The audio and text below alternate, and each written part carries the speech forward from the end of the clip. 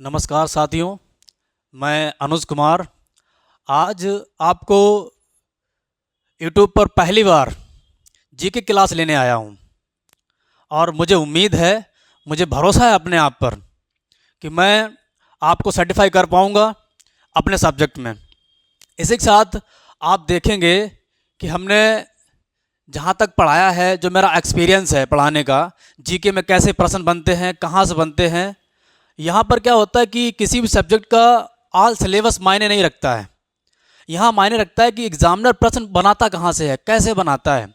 अगर आप इतना सीख जाओ जीके में कि प्रश्न कैसे बनते हैं, कैसे एग्जामिनर, उसकी मेंटलिटी क्या है एग्जामिनर की, कैसे प्रश्न बनाता है वो, अगर आप इतना सीख जाएंगे तो जीके आपको कभी कठिन नहीं लगेगी। और बने रहिए मेरे साथ, मैं पूरी कोशिश करूँगा आपको हर एक टॉपिक, हर एक लाइन, हर एक शब्द समझाने के लिए। इसी के साथ हम देखते हैं कि मैं स्टार्ट करूंगा आज जीके का टॉपिक। और जीके में आप जानते हैं कि कोई एक सब्जेक्ट नहीं है, जीके का कोई एक सब्जेक्ट नहीं होता है, इसमें कई सब्जेक्ट आते हैं। जैसे मैं बात करूंगा इसमें आप पढ़ेंगे भूगोल, और भूगोल के साथ में इतिहास पढ़ेंगे,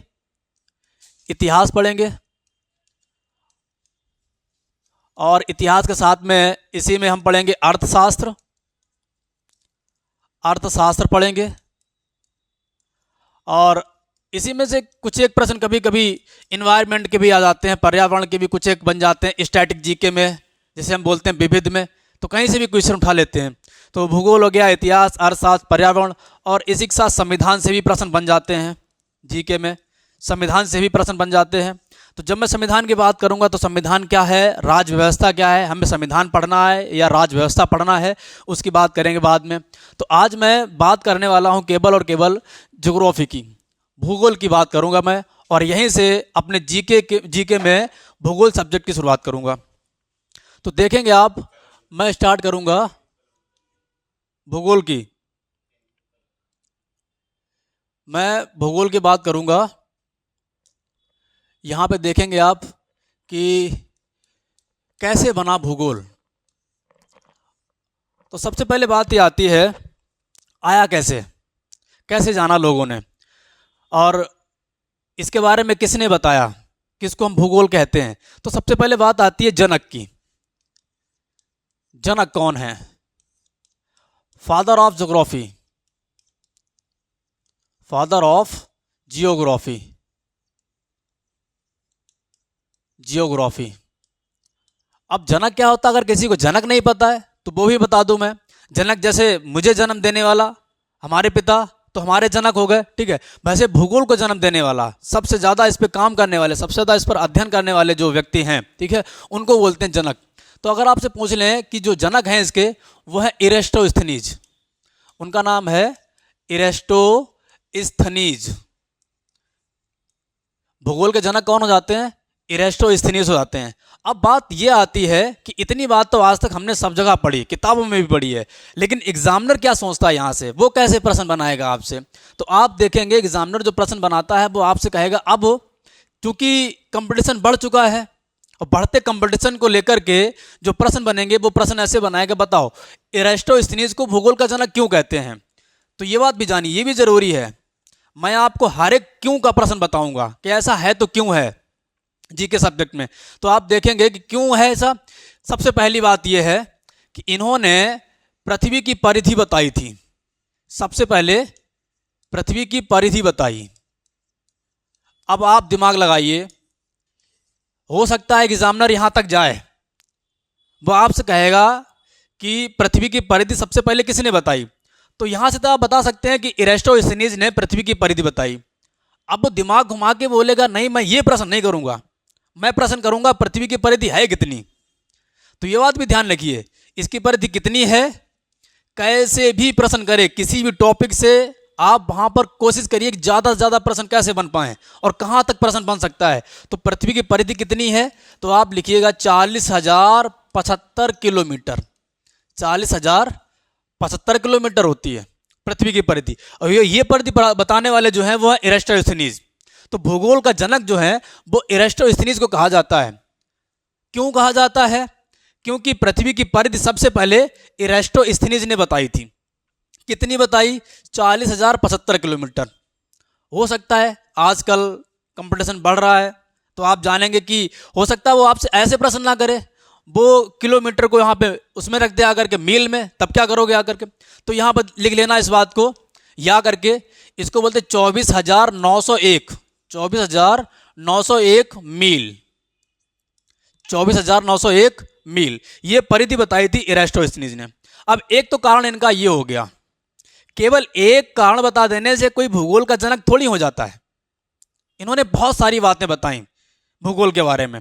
दूसरी बात ये आती है कि इन्होंने जो बताया है इसके बाद इन्होंने बताई, सबसे पहली दूसरी बात बताई है, ये बताई कि जो सूर्य है, सूर्य और पृथ्वी के बीच में, सूर्य और पृथ्वी के बीच की दूरी, बीच की दूरी और वास्तविक दूरी बताई इन्होंने।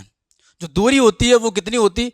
150 million kilometre, 150 million kilometre, 150 million kilometre दूरी होती है। तो दूसरा कारण तो ये हो गया इनके भूगोल का जनक बनने का। तो पहला कारण हो गया पृथ्वी की परिधि बताई, दूसरा कारण हो गया सूर्य और पृथ्वी के बीच की दूरी बताई 150 मिलियन किलोमीटर। एक कारण और है इनका जो बहुत महत्वपूर्ण है। पहले क्या था, जो भूगोल था हमारा, इस भूगोल का नाम भूगोल नहीं था।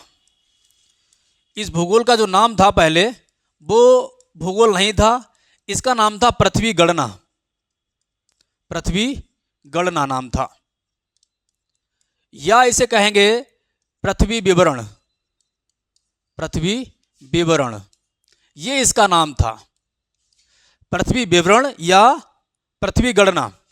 पहले इसका नाम ज्योग्राफी या भूगोल नहीं था। इसके बाद में जब एरिस्टोस्थनीज आए तो इन्होंने इस नाम को बदल करके, पृथ्वी गणना का नाम बदल करके इन्होंने नाम रखा है इसका जियोग्राफी, इन्होंने इसका नाम रखा है भूगोल, इन्होंने इसका नाम रखा भूगोल। अब भूगोल में जब इनसे पूछा भाई भूगोल क्यों, तो इन्होंने बताया कि देखो इसलिए, इसे बोलते हैं जियो, और ये दो शब्दों से मिलकर बना हुआ, एक तो शब्द है जियो और एक है ग्राफी, एक है ग्राफी।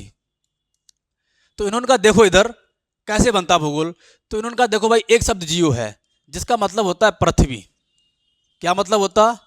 पृथ्वी होता है। और जो ग्राफी है इसका मतलब होता है अध्ययन, इसका मतलब होता है अध्ययन। अब देखिए इन्होंने कहा कि हम ज्योग्राफी में, भूगोल में क्या पढ़ने वाले हैं, मैं क्या करने वाला हूं, तो उन्होंने कहा कि भाई पृथ्वी के बारे में सारी बातें, पृथ्वी के बारे में सारी नॉलेज और उसी का अध्ययन करना क्या कहलाएगा? भूगोल कहलाता है। और इन्हीं दो शब्दों से आप देखेंगे कि भूगोल की डेफिनेशन बनकर तैयार हो जाती है। अगर आपसे पूछ ले कि भूगोल क्या है, भूगोल की परिभाषा क्या है, ठीक है, क्योंकि कंपटीशन पढ़ते हो तो कैसा भी प्रश्न बन सकता है, और आप सक्षम जब ही हैं, आप सफल जब ही हैं जब आप कंपटीशन में हर प्रश्न का आंसर देने की ताकत रखते हो। देखिए तो आप कहें पृथ्वी का अध्ययन क्या कहलाता है? भूगोल। या आपसे पूछेंगे पृथ्वी का अध्ययन कौन सी शाखा के अंतर्गत किया जाता है, तो आप बोलेंगे भूगोल शाखा के अंतर्गत, ठीक है। तो अब बात आती है कि इस भूगोल शब्द का प्रयोग करने वाले सर्वप्रथम कौन था? इस भूगोल शब्द का प्रयोग जो सर्वप्रथम किया था वो किया था एरिस्टोस्थनीज ने, सर्वप्रथम प्रयोग, इसका सर्वप्रथम प्रयोग किया था एरिस्टोस्थनीज ने, एरिस्टोस्थनीज ने। अब बात आती है भूगोल के जनक को लेकर के, इतनी बातें क्लियर होती हैं। अभी तक आपने जो पढ़ा है, आपने पढ़ा कि भूगोल के जनक कौन होते हैं? एरिस्टोस्थनीज होते हैं।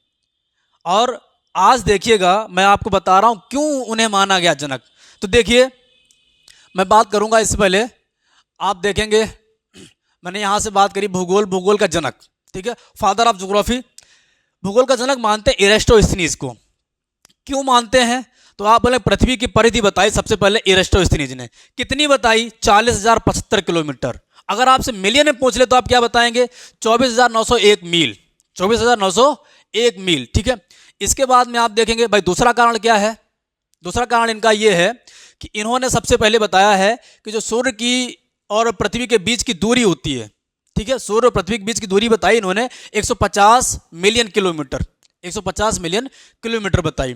अब दूसरी बात आती है ये, अच्छा ये एग्जैक्ट दूरी वैसे नहीं है, एवरेज दूरी इसकी 149 मिलियन किलोमीटर होती है। ठीक है, बाकी पृथ्वी की गतियां बताएंगे वहां पर मैं बताऊंगा आपको उपसौर और अपसौर के बारे में।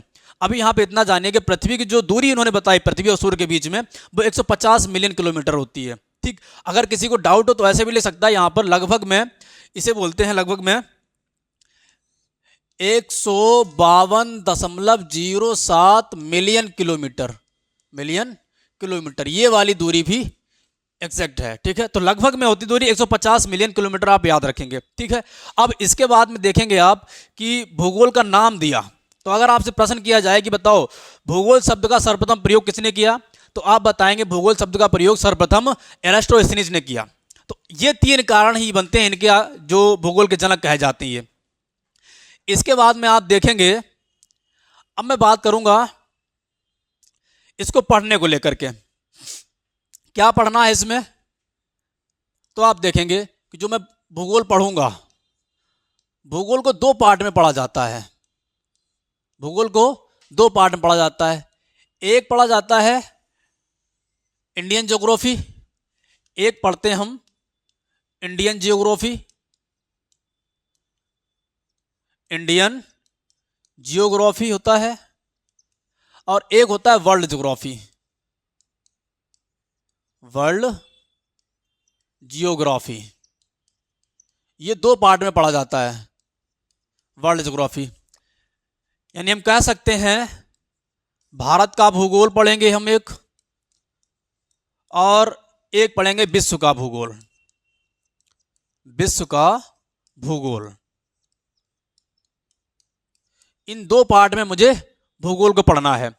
इसी के साथ अब अगर आप ये सोचेंगे भाई दोनों को एक साथ तो नहीं पढ़ सकता हूं, या फिर विश्व भूगोल पहले पढ़ लिया जाए या भारत का भूगोल पहले पढ़ लिया जाए, तो मेरे ख्याल से अगर आप पढ़ेंगे तो सबसे पहले बेहतर ये होता है कि हम अपने आप के बारे में जानें, अपने आप के बारे में जानें कि मैं रहता कहाँ हूँ, कौन से स्टेट में रहता हूँ, कौन सी कंट्री है मेरी, और उसके बारे में सारी जानकारी जब मुझे हो जाएगी तो वर्ल्ड जो भूगोल है, वर्ल्ड ज्योग्राफी है, इसको समझने में आसानी रहेगी। इसी के साथ देखेंगे कि भारत भूगोल की मैं बात करने वाला हूँ, मैं बात करने वाला हूँ भारत भूगोल की। तो भारत ज्योग्राफी की जब बात करेंगे, भारत भूगोल की जब मैं बात करूँगा, इंडियन ज्योग्राफी की जब मैं बात करूँगा, तो आप देखेंगे कि सबसे पहले मैं बात करता हूँ यहाँ पे भारत का क्षेत्रफल, भारत का क्षेत्रफल, भारत का क्षेत्रफल। और एक बात ध्यान रखना, आज से मैं ये क्लासें रेगुलर डालने वाला हूं, अगर आप इसको नोट डाउन करते रहेंगे, लिखते रहेंगे, तो मैं पूरी ज्योग्राफी आपको यूट्यूब पर ही पढ़ा दूंगा। और कोई भी डाउट अगर आपको है तो आप कमेंट कर सकते हैं, और मैं आपको उसका आंसर कमेंट में ही दे दूंगा, या अगली क्लास जब मैं पढ़ाऊंगा उसमें आपके डाउट का आंसर दे दूंगा। ठीक है, तो भारत का क्षेत्रफल। अब बात आती भारत का क्षेत्रफल है कितना, सबको मालूम है 32,87,263 वर्ग किलोमीटर, वर्ग किलोमीटर। अब अगर कोई नया लड़का पढ़ रहा है, वो ये बात जानता नहीं कि ये है कितना, वर्ग किलोमीटर कितना होता, तो उसके लिए बता दूं 1 वर्ग किलोमीटर कितना होता। आप 1 किलोमीटर जानते हैं, तो 1 किलोमीटर दूरी ये वाली दूरी, और 1 किलोमीटर दूरी ये वाली होती है, 1 किलोमीटर ये और 1 किलोमीटर ये, इस वाले को बोलते हैं 1 वर्ग किलोमीटर, 1 वर्ग किलोमीटर। यानी चारों जो रेखाएं हैं वो बराबर होती हैं, इसे हम बोलते हैं वर्ग। तो एक ये, 1 किलोमीटर ये, 1 किलोमीटर ये, और 1 किलोमीटर ये वाला, इसे बोलते हैं 1 वर्ग किलोमीटर।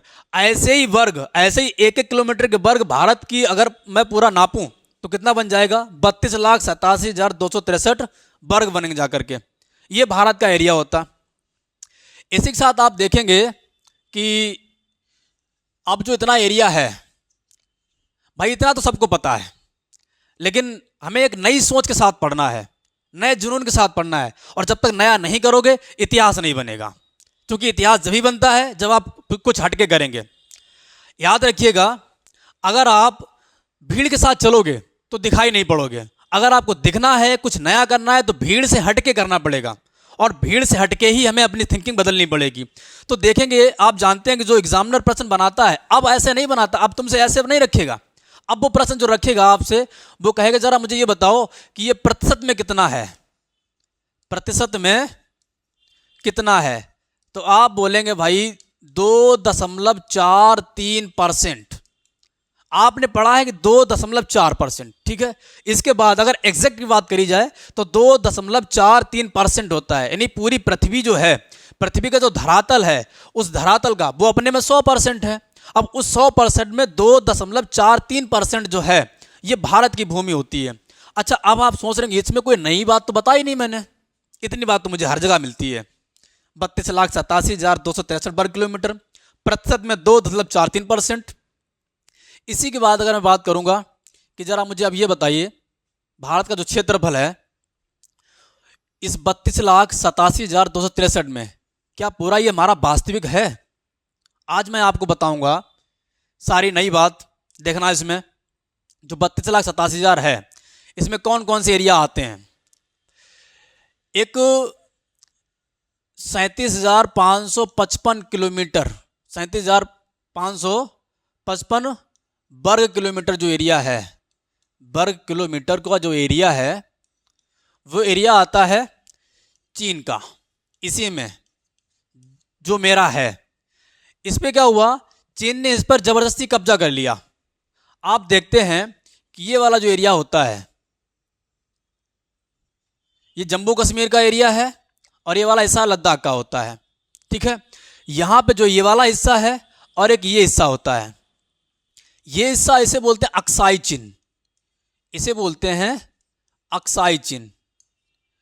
इसे चीन ने जबरदस्ती गैर कानूनी ढंग से कब्जा लिया था, इस पे कब्जा कर लिया था। और जो ये वाला हिस्सा है, ये होता पीओके का, पाक ऑक्यूपाइड कश्मीर, ठीक है। इसकी जो राजधानी होती है मुजफ्फराबाद होती है। तो जो ये वाला हिस्सा होता है, इसका होता है 78,114 वर्ग किलोमीटर, 78,114 वर्ग किलोमीटर एरिया ये वाला आता है।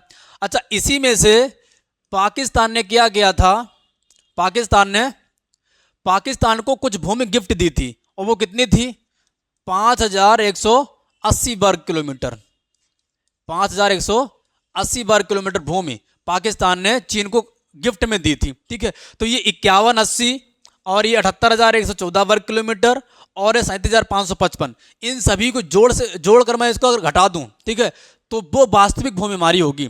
हालांकि ये भूमि हमारी ही है, चीन ने इस पर कब्जा कर लिया, पीओके पर पाकिस्तान ने कब्जा कर लिया, और 5180 ये पाकिस्तान ने चीन को गिफ्ट में दे दिया, हमारी ही भूमि को गिफ्ट में दे दिया। अच्छा, अब इसके बाद में इतनी बात समझ गए आप, भारत का जो एरिया है वो कितना है, 32,87,263 वर्ग किलोमीटर। वहीं पे प्रतिशत में कितना होता है, ये 2.43% होता है। चीन के पास कितना होता है एरिया, चीन के पास 37,555 वर्ग किलोमीटर। पाकिस्तान के पास कितना होता है ये एरिया, जो पाकिस्तान के पास में होता है, पाकिस्तान के पास में, और ये वाला चीन के पास, और ये वाला चीन को गिफ्ट में दिया पाकिस्तान ने। इतना एरिया हो गया। इसके बाद अगर मैं बात करूंगा, जो भारत का क्षेत्रफल है वो विश्व में कौन से नंबर पे आता है, तो आप देखेंगे, आप लिखेंगे इसको, विश्व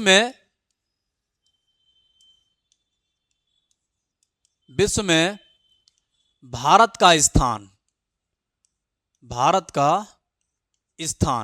और जो भारत का स्थान आता है एरिया में, क्षेत्रफल में मैं बात कर रहा हूं, क्षेत्रफल में, तो क्षेत्रफल में बात नंबर आता है इसका 7वां। आपने देखा होगा कि ये प्रश्न बनते हैं, पूछा जाता है कि विश्व में भारत का स्थान कौन से नंबर पे आता है, तो ऑप्शन रखे होते हैं उसमें अलग अलग, उसी में ऑप्शन रखा होता 7वां, ठीक है। तो आप सही करेंगे 7वां।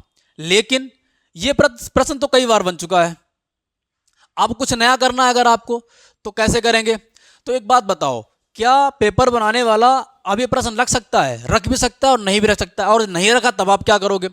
उसके दिमाग में आया कि चलो भारत के या विश्व के देशों को लेकर मैं प्रश्न करूं कुछ, तो उसके सामने ये प्रश्न आएगा, वो सोचेगा कि मैं ये पूछूं, दिमाग में कहीं आ गया नहीं पूछूं, क्योंकि पल पल में तो दिमाग बदलता है।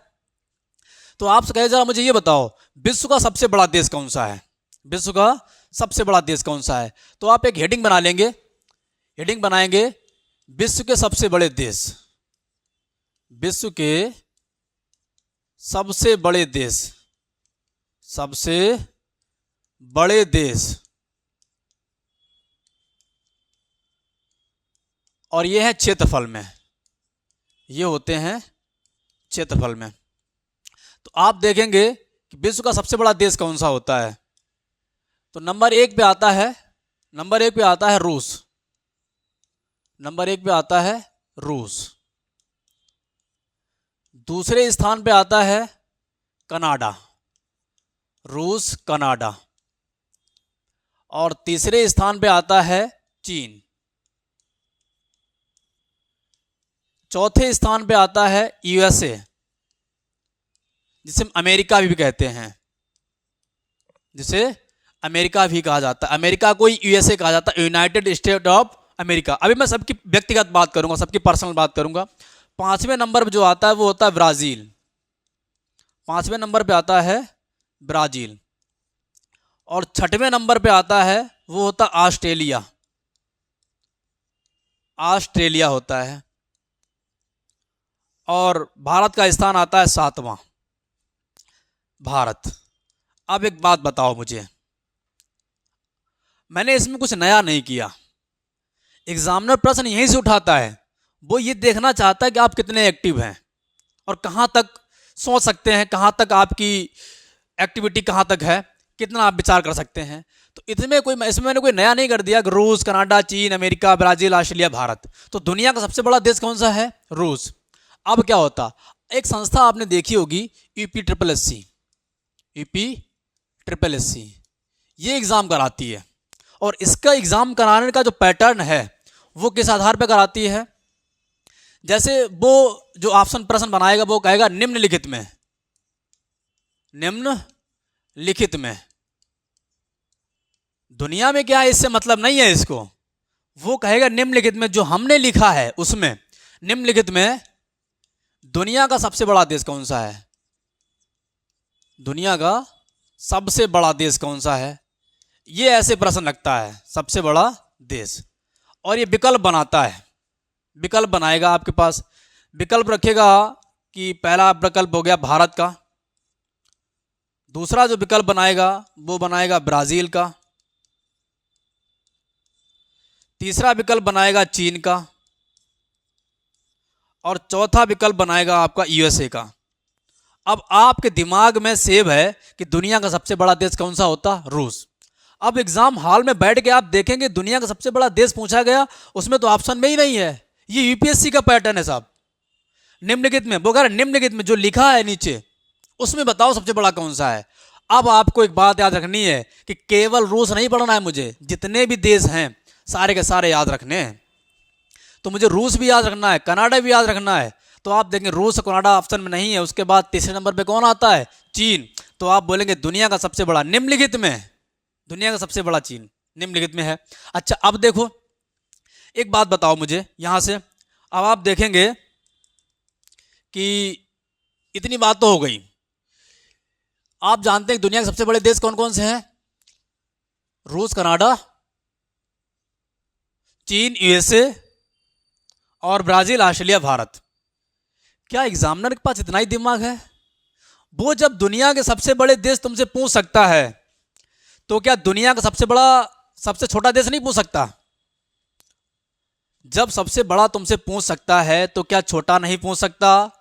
पूछ सकता है। तो आप देखेंगे अगली बात आप लिखेंगे इसमें, दुनिया का सबसे छोटा देश, दुनिया का सबसे छोटा देश, सबसे छोटा देश कौन सा है एरिया में? किसकी बात कर रहा हूं मैं? एरिया की। तो आप देखेंगे भाई, आपने एक नाम सुना है वेटिकन सिटी। क्या नाम है? Vatican city. बोलो इतनी बात तो मैंने खूब पढ़ी है, इसमें कुछ नया नहीं कर दिया मैंने, इसमें मैंने कुछ नया नहीं कर दिया। बोले फिर क्या नया करूं मैं इसमें? दुनिया का सबसे बड़ा देश कौन सा है? Vatican city.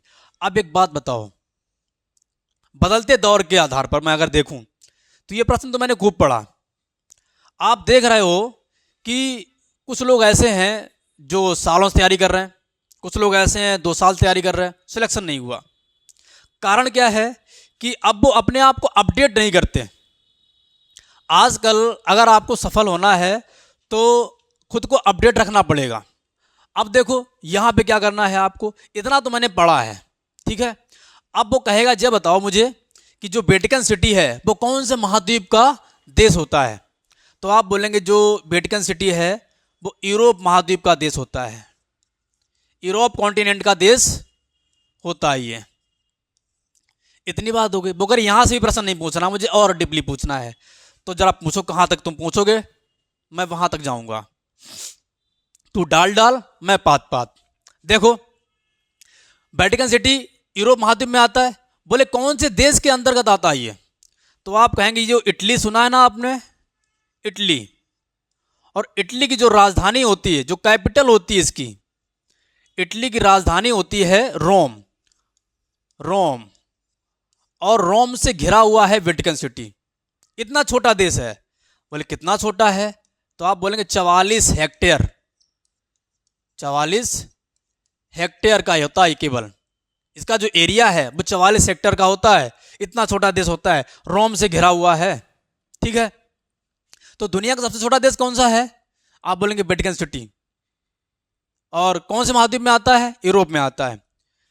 कौन से देश के अंतर्गत आता है, तो आप बोलेंगे इटली के अंदर आता है। ये कहाँ पे है, रोम के पास, रोम से घिरा हुआ है। तो इतनी बातें मैंने पढ़ ली कि विश्व का सबसे बड़े देश कौन कौन से हैं, रूस, कनाडा, चीन, यूएसए, ब्राजील, ऑस्ट्रेलिया और भारत। विश्व का सबसे छोटा देश कौन सा होता है, वेटिकन सिटी। यहाँ से कैसे प्रश्न बनने हैं उसकी मैंने बात कर ली। अच्छा, अब अगर इसकी व्यक्तिगत बात करेंगे आप, अब आप अगर देखेंगे कि कुछ रूस के बारे में आप जानकारी करना चाहें तो यहाँ से देखेंगे। अब मैं सबकी पर्सनल थोड़ी थोड़ी अलग अलग बात कर लूँ। आप देखेंगे जो रूस है तो इसकी जो कैपिटल होती है, इसकी जो राजधानी है वो क्या होती है, राजधानी, इसकी राजधानी होती मास्को। राजधानी क्या होती, मास्को। आजकल आप देख रहे होंगे कि कहीं न कहीं पे हर एग्जाम में देशों की राजधानी और उनकी मुद्रा के बारे में प्रश्न बन जाता है, 1 या 2। तो इसलिए मैं जो भी देश की चर्चा करूंगा उस देश के साथ में उसकी राजधानी और उसकी मुद्रा भी लिखवा दूंगा आपको। तो रूस की जो कैपिटल है वो क्या होती, मास्को होती है। और यहाँ पे जो करेंसी होती है, यहाँ पे जो मुद्रा की बात अगर मैं करूं, मुद्रा, तो मुद्रा क्या होती है इसकी, इसकी मुद्रा होती है रियाल। इसकी मुद्रा रियाल नहीं होती, इसकी मुद्रा रियाल नहीं, इसकी मुद्रा होती रूबल। इसकी मुद्रा होती है रूबल, इसकी मुद्रा होती है रूबल। तो रा से रूस हो गया और रा से रूबल हो गया, ठीक है। ऐसे इसको याद कर लेंगे। तो रूस की राजधानी क्या है, मास्को होती है। मुद्रा क्या होती है, रूबल होती है। अच्छा, अब मैं आपको एक बात बता दूं, जो रूस है ये रूस 2 पार्ट में बटा हुआ है। एक होता है यूरोप का हिस्सा, एक यूरोप में आता है और एक आता है एशिया में। एशिया में आपने देखा होगा कि हम रूस को यूरेशिया बोलते हैं। कभी आपने सोचा यूरेशिया क्यों बोलते हैं? तो मैं आप बता दूं आपको, जो यूरोप है और एशिया, इन दोनों में आता है रूस। इन दोनों को मिलाकर के हम बोलते हैं यूरेशिया। इन दोनों को मिलाकर क्या बोलते हैं, यूरेशिया। तो रूस को यूरेशिया भी कहा जाता है, रूस को यूरेशिया भी कहा जाता है। तो आप देखेंगे कि भाई रूस 2 महाद्वीपों में फैला है, एक यूरोप में है और यूरेशिया में होता है।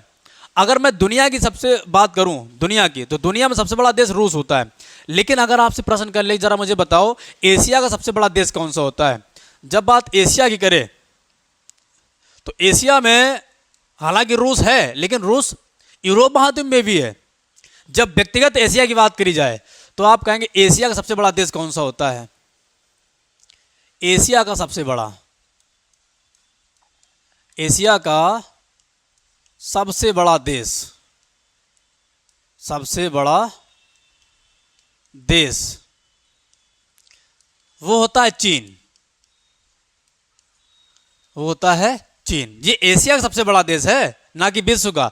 जब विश्व की बात करोगे तब हम बात करेंगे रूस की, ठीक है। उसके बारे में मैंने आपको बता दिया, 2 महाद्वीपों में बटा हुआ है ना। आधा आता है एशिया में, और जब वो आधा हो जाता है तो एशिया का सबसे बड़ा नहीं रह जाता, तब वो केवल चीन का सबसे बड़ा होता है। इसी के बाद मैं बात करूंगा रूस के बाद में आपने पढ़ा है कनाडा। अब एक बात बताओ, जो कनाडा है, कनाडा देश दुनिया का दूसरा सबसे बड़ा देश है। लेकिन अगर मैं बात करूं तो जो उत्तरी अमेरिका महाद्वीप है, उत्तरी अमेरिका महाद्वीप की स्पेशल जब बात करोगे, आपसे अगर पूछ ले उत्तरी अमेरिका महाद्वीप का सबसे बड़ा देश कौन सा है, तो आप बोलेंगे कनाडा होता ही है। नॉर्थ अमेरिका महाद्वीप का देश, नॉर्थ अमेरिका का सबसे बड़ा देश कनाडा होता है, सबसे बड़ा देश। और एक बात मैं करूं यहीं कनाडा से, कि दुनिया में सबसे लंबी तटीय सीमा भी कनाडा की होती है। दुनिया में सबसे लंबी तटीय सीमा, सबसे लंबी तटीय सीमा, सबसे लंबी तटीय सीमा कनाडा की होती है। अब प्रश्न आता है कितनी होती है, इसे भी याद रखना। 20-20-80 किलोमीटर, 2,02,080 किलोमीटर, 2,02,080 किलोमीटर। 20-20-80 याद करना इसको, 20-20-80 ये तटीय सीमा होती कनाडा की। ये दुनिया में सबसे लंबी तटीय सीमा है कनाडा की। और जो कनाडा है ना, 3 महासागरों से अपनी बाउंड्री को टच करता है, 3 महासागरों से। इसके पश्चिम में जो महासागर होता है वो होता है प्रशांत महासागर, प्रशांत महासागर। और जो उत्तर में होता है वो होता है आर्कटिक महासागर, उत्तर में होता है आर्कटिक महासागर। और जो इधर पूर्व साइड में होता है, इधर होता है अटलांटिक महासागर, अटलांटिक महासागर। 3 महासागरों की से अपनी बाउंड्री टच करता है ये। कौन कौन से 3 है? पश्चिम में प्रशांत महासागर, उत्तर में आर्कटिक महासागर और दक्षिण में अटलांटिक महासागर। ये 3 प्रकार से हो गया। अच्छा, अब इसके बाद में आपने पढ़ा है कि रूस हो गया, कनाडा हो गया, फिर पढ़ते हैं आप चीन, फिर पढ़ते हैं आप चीन। चीन की राजधानी क्या होती? चीन की जो राजधानी होती है वो होती है बीजिंग। चीन की राजधानी होती है बीजिंग। चीन की राजधानी बीजिंग है। इसी के साथ में अगर बात करूं इसकी जो मुद्रा होती है, मुद्रा की अगर बात करोगे तो मुद्रा हम देखेंगे आप, यहाँ की जो मुद्रा होती है वो होती है रेमनवी, रेमनवी। इसी को हम युआन बोलते हैं, या करके इसी को बोलते हैं युआन। तो चीन की राजधानी क्या है? बीजिंग। चीन की मुद्रा क्या होती है? युआन या रेमनवी। जो चीन है वो एशिया महाद्वीप का सबसे बड़ा देश है, एशिया का सबसे बड़ा देश, एशिया का सबसे बड़ा देश होता है ये, सबसे बड़ा देश है ये, एशिया का सबसे बड़ा देश चीन होता है। अच्छा, अगर मैं बात करूं तो चीन को 40 शताब्दी कृषकों का देश कहा जाता है, क्योंकि यहाँ पे 4000 वर्ष पहले ही कृषि के बारे में लोगों को जानकारी होती है। 40 शताब्दी कृषकों का देश क्यों कहा जाता है? अच्छा, इसी के बाद में आपने पढ़ा है कि ये आबादी की अगर बात करूं, मैं इसकी पॉपुलेशन की अगर मैं बात करूं तो आप देखेंगे जो आबादी है, अभी तक पढ़ते रहे कि दुनिया में सबसे अधिक आबादी चीन की होती है, लेकिन अब भारत ने इसको बीच में पीछे कर दिया आबादी में। जो दूसरा स्थान इसका आता है, चीन का स्थान कितना होता? भारत के बाद दूसरा स्थान होता है चीन का आबादी में। तो अब देखेंगे इसी के साथ चीन हो गया, फिर आता यूएसए। यूएसए इसे हम अमेरिका कहते हैं, इसे हम अमेरिका कहते हैं, और अमेरिका को यूएसए बोला जाता है। अब आपके दिमाग में आ रहा होगा कि यूएसए क्या है, तो मैं बता दूं, इसे बोलते हैं United state, United state of America, of America. United state of America. क्यों ऐसा कहते हैं, इसको यूनाइटेड स्टेट ऑफ अमेरिका क्यों बोलते हैं? तो आप कहेंगे जो यूनाइटेड स्टेट है इसी 50 राज्यों का संघ है, ये 50 राज्यों का संघ होता है। 50 राज्य होते हैं और इन 50 राज्यों में सबसे बड़ा राज्य कौन सा है अमेरिका का? जो सबसे बड़ा राज्य होता है, सबसे बड़ा राज्य, तो वो होता है अलास्का। अलास्का सबसे बड़ा राज्य होता है यहाँ का 50 राज्यों में। तो यूएसए, इसकी जो राजधानी होती है यूएसए की, इसकी जो राजधानी है, इसकी राजधानी होती है वाशिंगटन डीसी। Washington DC. अब आपने कभी सोचा कि ये वाशिंगटन डीसी, इसमें डीसी क्या है? डीसी क्या है इसमें? तो आप देखेंगे जो डीसी है इसे बोलते हैं district of Columbia. District of Columbia. Columbia, district of Columbia, इसे बोलते हैं। डीसी का मतलब क्या होता है? District of Columbia. अच्छा, अब बात आती कोलंबिया, ये कहाँ से आया? तो आप देखेंगे कि अमेरिका खोज किसने की थी? कोलंबस ने। अमेरिका खोज किसने की थी? कोलंबस ने की थी। और इसी कोलंबस के इतिहास को कायम रखने के लिए, इसी कोलंबस के संबंध में वहां पर अमेरिका में एक जगह का नाम रखा गया कोलंबिया। और इसी कोलंबस के आधार पर वाशिंगटन के नाम के पीछे डीसी लगाया जाता है, डिस्ट्रिक्ट ऑफ कोलंबिया। तो एक नई बात आपके सामने यहाँ पे आ जाएगी कि जो राजधानी वाशिंगटन डीसी है, इसका फुल फॉर्म क्या होता? District of Columbia. कोलंबिया क्यों है? तो आप बोलेंगे भाई इसकी खोज कोलंबस ने की थी। कोलंबस ने, ये स्पेन निवासी था। स्पेन यूरोप का देश होता है, तो वहीं के निवासी था। कोलंबस अमेरिका खोज करता है और इसी के इतिहास को कायम रखने के लिए इसका नाम कोलंबिया रखा गया। फिर यूएसए के बाद आप पढ़ेंगे पांचवा जो देश आता है एरिया में हमारा, पांचवा देश होता है ब्राजील का। पांचवा होता है ब्राजील का। यहां से बहुत अच्छे प्रश्न बनते हैं।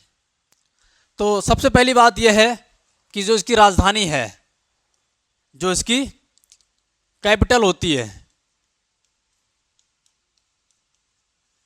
आप देखेंगे ब्राजीलिया। ब्राजीलिया, ब्राजील की राजधानी ब्राजीलिया होती है। और यहाँ की जो करेंसी होती है, करेंसी, मुद्रा जो होती यहाँ पे, वो होती है यहाँ पे रियाल। यहाँ की जो मुद्रा है वो होती रियाल। तो राजधानी और मुद्रा ये हम साथ साथ में याद करते चलेंगे, ठीक है? तो ब्राजील हो गया, ब्राजीलिया इसकी राजधानी होती है और रियाल इसकी मुद्रा होती है। अगर मैं ब्राजील की बात करूं तो ब्राजील जो है ये साउथ अमेरिका महाद्वीप का सबसे बड़ा देश होता है। साउथ अमेरिका महाद्वीप का सबसे बड़ा देश है ये, सबसे बड़ा देश। इसी के साथ में आप देखेंगे कि जो ब्राजील है यहां से विषुवत रेखा और मकर रेखा दोनों गुजरती हैं। और विषुवत रेखा पड़ता है तो यहाँ पे क्या है कि बहुत अधिक बरसात होती है, साल भर बरसात होती रहती है विषुवत रेखा पर। और उसी वजह से यहाँ पे क्या है, बहुत ज़्यादा जंगल होते हैं। बहुत ज़्यादा जंगल होने की वजह से इसको हम पृथ्वी का हृदय कहते हैं। पृथ्वी का हृदय, पृथ्वी का इसको हृदय कहा जाता है, ठीक। अच्छा, इसी के बाद में इसे हम सांपों की धरती भी बोलते हैं। दुनिया में सबसे खतरनाक सांप, सांपों की धरती, जो दुनिया में सबसे अधिक खतरनाक सांप होते हैं वो ब्राजील में ही होते हैं, ठीक है। अमेजन यहाँ की सबसे प्रमुख नदी होती है, जो दुनिया की सबसे बड़ी नदी बोली जाती है। दुनिया की सबसे बड़ी नदी होती है अमेजन, और सबसे लंबी नदी होती है नील। अच्छा, ब्राजील हो गया। ब्राजील के बाद हमने जो देश पढ़ा था वो पढ़ा था हमने ऑस्ट्रेलिया। ब्राज़ील के बाद मैंने पढ़ा ऑस्ट्रेलिया।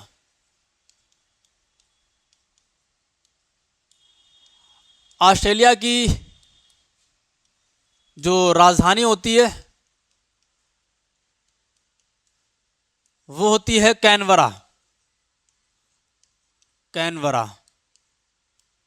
और यहाँ की जो मुद्रा है, जो कैपिटल होती है यहाँ की, इसे बोलते, यहाँ की जो मुद्रा है, जो करेंसी होती, वो होती है ऑस्ट्रेलियाई डॉलर।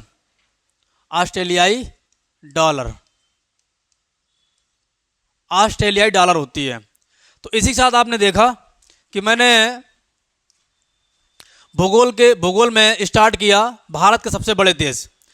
अगली बार मैं इसी के साथ जो अगली क्लास लेकर के आऊँगा, आप पढ़ेंगे भारत की आबादी को लेकर के विश्व के अकॉर्डिंग। जैसे मैंने ये देश पढ़े, विश्व के सबसे बड़े देश। अभी अगला जो टॉपिक होगा वो होगा जनसंख्या में सबसे बड़े देश कौन कौन से हैं और भारत का स्थान कौन से नंबर पे आता है। तो देखेंगे, आप बताएंगे ज़रा कौन कौन सबसे बड़े देश होते हैं। एक बार मैं रिवाइज कर लूँ। सबसे बड़ा देश होता है रूस।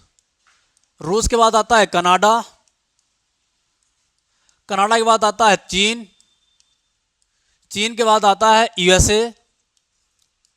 यूएसए के बाद आता है ब्राज़ील। ब्राज़ील के बाद ऑस्ट्रेलिया।